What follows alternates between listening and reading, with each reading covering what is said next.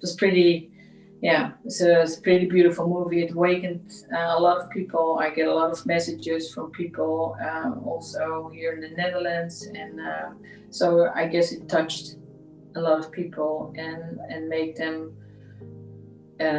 give them a different view of this life and out there. So that's a really positive thing. So we reach more people. Yeah.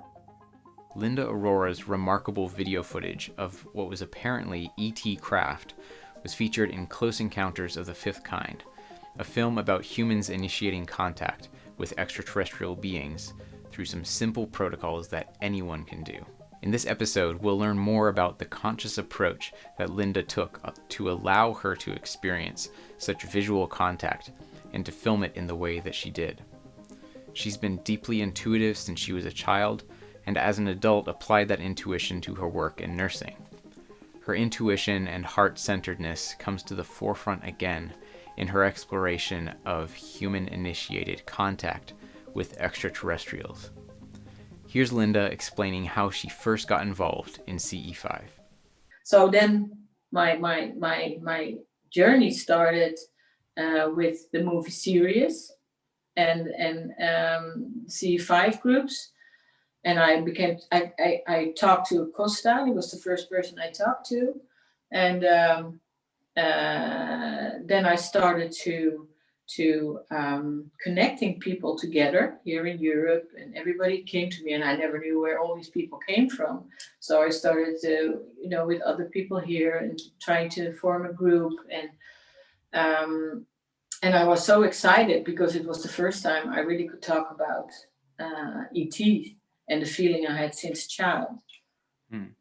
So from that moment, it started rolling. And it became also clear why I was always staring at the sky and had that present feeling that there was something, but I did not know how to see it or to do. How can I see what I feel? And through the protocols from Dr. Stephen Greer, I started to understand how I needed to do it. And then, it started. It started for maybe 2 years laying in the garden, and then these lights came. So I totally understood. Well, they came from a long way, and I'm waiting pretty long, but I was always very in the solo part here in my garden, and even when it was freezing like crazy, I was laying there and waiting until I got my camera, and then I started to use my camera, but I could not even see anything in my camera. Through my camera, you can see things moving, but it was not so spectacular. And later, when I learned more about it, then I started to understand first what you needed to learn, and it was to first learn a lot about yourself. And it was not what was happening out there, but what is happening inside of you. So, and that made it like a 24/7 feeling what I have.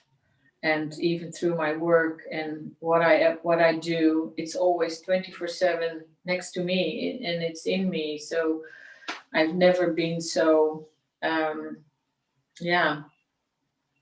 my heart is just longing for keeping this contact and even more, but not for excitement, but it's more to learn. So that's how I feel. So when did you go to Hessdalen? I went to 2015.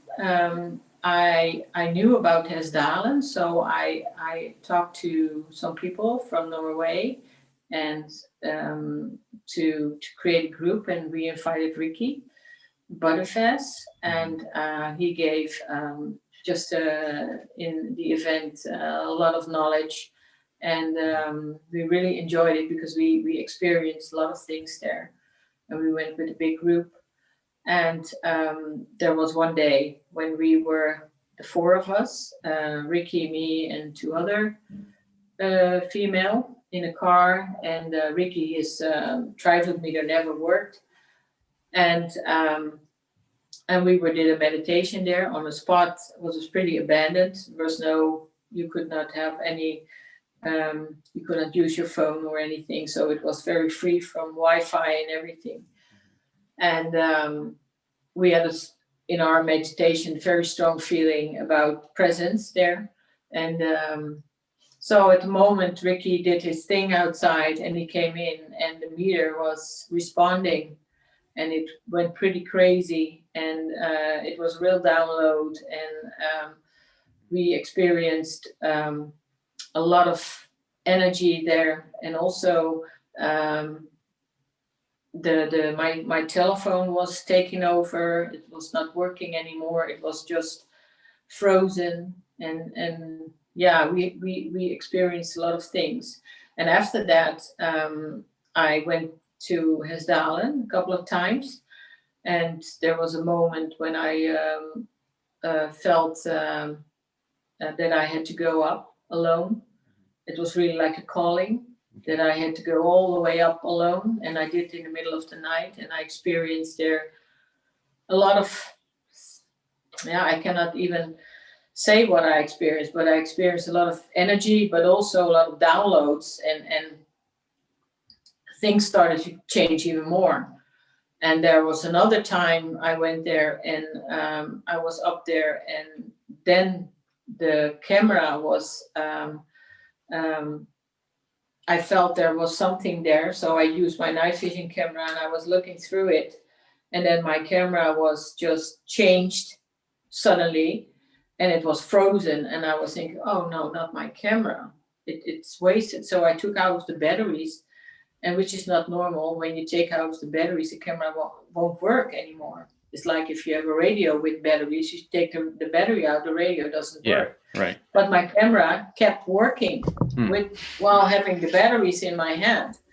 And I also filmed that because I wanted to be sure that I was not just losing my mind. And when I came home, and my husband, he passed away 3 years ago, and I told him, I said, Ivo, my camera is wasted because it doesn't work anymore. And he said, did you put new batteries in it? I said, yes, I did. I said, do it again. And I did do it, the batteries and new batteries, and my camera was working. Totally. I said, what? My camera is working. So I went outside and I started to film, and then things started to come up and down and speed away. And I said, what? And I'm filming, just like going crazy. And then I said, okay, can you come with 3?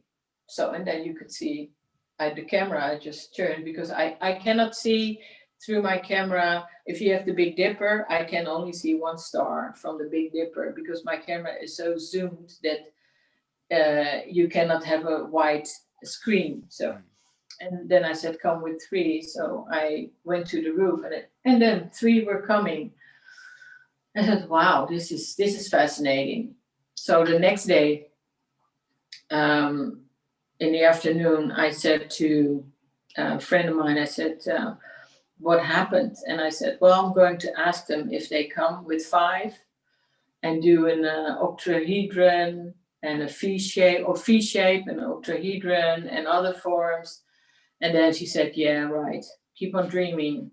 And so Ivo came home, and I said, well, I have asked them if they can come with 5 and do a V shape and do an octahedron and everything. And then he says, have fun tonight, Linda, before going to work. I said, yeah. So he was gone. He was doing something, and I was going into the garden before going to work, and I put there my chair and just went back.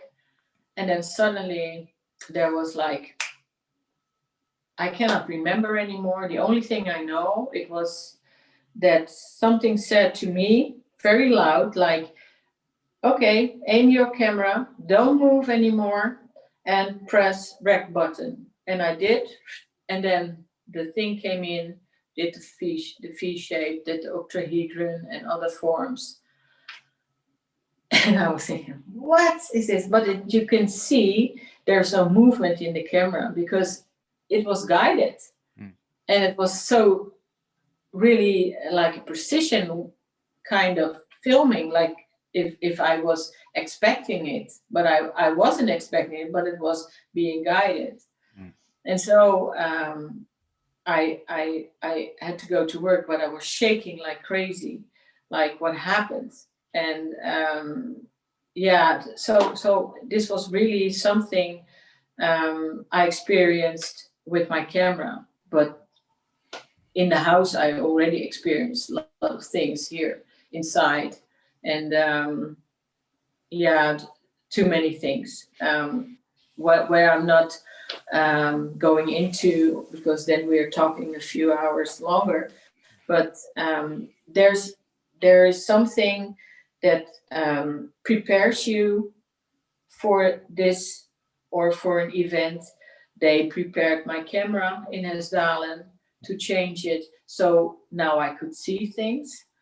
Yeah, and now it's ramping up, and I for years I don't find it anymore like I say, okay, thank you. And then when I follow a craft and it stops and it goes that way, then I start to laugh again. It's probably a female because, it's just like a shopper, it goes from that store to that store. It's going everywhere. And then for 15 minutes, I can follow it. And then I said, oh, I like it, it's just, and, but also asking if they can come over, like shown also in a movie from Close Encounters.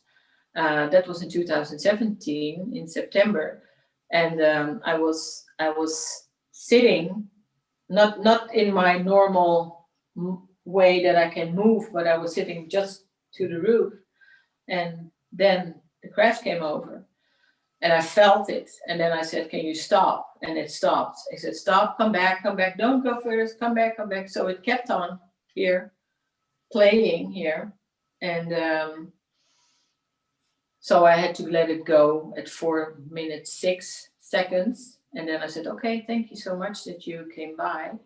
And I did this in September again, last September, and I did exactly the same thing, put my chair in the same position, and I asked again if he could come back, and he did in 5 minutes, and I have it on film.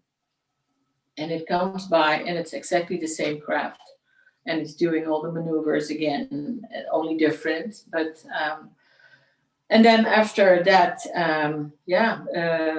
I asked, "Can you come with many?" And yeah, they showed up with many. And then I said, "Oh, you're probably birds," but then they stop and they change directions, and so that's always what I'm asking. I'm not with everything that moves in the sky. So I'm trying to be just thinking logical also, but it's kind of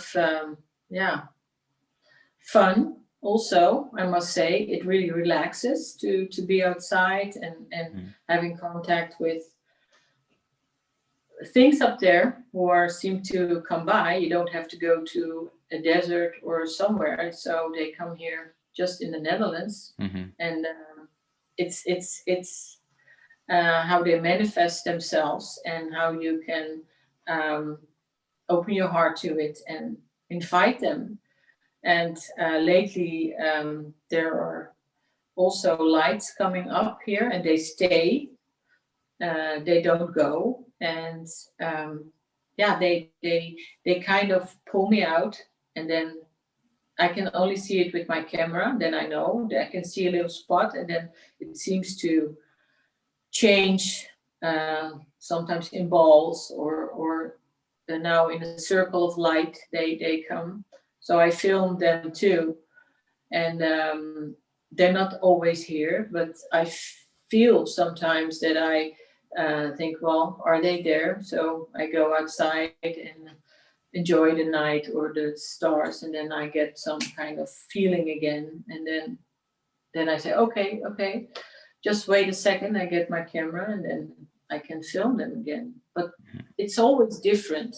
It's always yeah, it's not always the same, but the lights here who appear here, they're the same, but the craft is enormous big because you have lights here, lights there, lights there, lights there, and I cannot take it in my camera, so it's only little fractions I can film. Mm-hmm. So these things happen too. Right. Wow, that's fascinating. Yeah, well, yeah. I find it too fascinating, but I really enjoy it. That's Yeah. beautiful. Yeah. And another story from last year in Turkey or the year before, I was with two colleagues, and one was pretty, like a bit sad about stuff. And she said, yeah, with my family, blah, blah, blah. So I said, well, you want to have a new family? She said, yeah. So lay down and watch. So that whole week, the sky was full with lights and blinking and big lights and everything. So they were just like in awe. What are you doing? And the other colleague has had a knee problem. She was operated on the knee, and we asked for healing. While she was not, she didn't know we were asking for it. And after that moment, she doesn't use any painkillers anymore. Her knee is okay. The doctor said, well, probably we don't know, but we're happy that your knee is working again. And she never complained about her knee again, but she used a lot of painkillers and stuff. So that was the kind of thing I experienced too, that if you ask for somebody, and it really worked. So it was pretty amazing. And now my two colleagues are all the time also sitting outside and watching, and very excited. So that's also a nice story to mention. Yeah. You may be noticing how Linda seems to be talking about this in quite a casual way, but the context she's reporting to have experienced would knock the socks off of most people. How does she stay so grounded in these experiences? And what is her mindset about her reasons for filming and how she decides to share that footage? In this next part of the discussion, she gets into these topics. Yeah, there's a deep personal element for you that it's yeah. This is your story that you're living out, not somebody else's. Yeah. No. And I'm looking for truth, and not for I will never debunk nobody's story, because everybody has a story, and everybody has his personal change in his in his life, and with especially the community. And I think we should not make it so like being living from the mind, and want to have everything analyzed, because that takes so much time to analyze everything. You should not analyze. You should take it as a gift. And it was the same with my footage, that people say, why don't you sell it? And then I say, sell it? Why should I sell my footage? For what? What reason? Yeah, you can make money out of it. If your mind is only on money, I make lots of money in my work. So I don't care about money. I give a lot of things away to help people. And if I would ask just 1 penny for footage, they're not ringing at my door here and saying, hey, chick, we did all these kind of maneuvers for you, and so can you pay us for traveling so many light years towards your address here in the Netherlands? Then I would say, yeah, okay, then you're right. But I don't care. So I through Jeremy, he asked me to if I have a lot of SD cards full with a lot of material, but sometimes I think the world isn't ready for that, because we're still too much, just like gossiping and everything, and what is true, what is not true. So I really don't care if people say, they say, yeah, it's fake or whatever. I don't care if you think it's fake. It's not fake. For me, it's an experience. And the only thing I did with this, giving this to the movie, was to make people aware of your own being. Like it's not just staring outside to the universe and you don't even met your neighbor. Lots of people have always a lot of um, sayings about another person, but first make yourself a better version of yourself. And then that was the first thing I learned for years, laying in the garden in the cold, and nights just awake and then trying to connect, and for years. And so I see my whole path with all my experiences, with the hard work, the tears, and everything I experienced in life, coming to this point, that I feel more whole. I feel more like who I should be. And my world doesn't exist in having. My world exists in giving, and be good for another person, and try to make this world um, just a bit better. Not gaining anything. I'm not gaining any like, oh, you were in the movie, so you're going to be. No, I don't. They're in the Netherlands already asking me to be on television, and if that's to make the television a nice program, absorbing or a consuming program, then I said no. Then you're missing the point, yeah? Because that's not what this is all about. So I'm not looking for attention. I'm just more like the same person I talk to, just always on myself, just observe, and trying to make the best out of myself, and be better in my work as well for my patients, and always try to create something what makes another person feel better, because they have a lot of stuff going on, and pain and whatever, even though I have my own pain in a lot of things. But I think the giving is more important, and I feel much better, like I do my whole life. And so don't start talking about money or things like that, because it doesn't. I don't care about that. I think it has to do more, the visitations, they have to do on a personal level. Mm-hmm. And what I feel about that, or if I try to see who is in the craft, and making contact with people in the craft, then sometimes you get glimpses of how they do it. And I'm not going to ask questions, why don't you land here, or because I find that not appropriate. And but I feel that the message is to do it here together, and make that transformation together. And their presence is actually to make you aware how important it is to protect your space, protect your planet, because they cannot just say, okay, there's a craft coming and the whole Earth can we transfer you to another planet where you can make a mess again. We have to start taking responsibility for the things we do.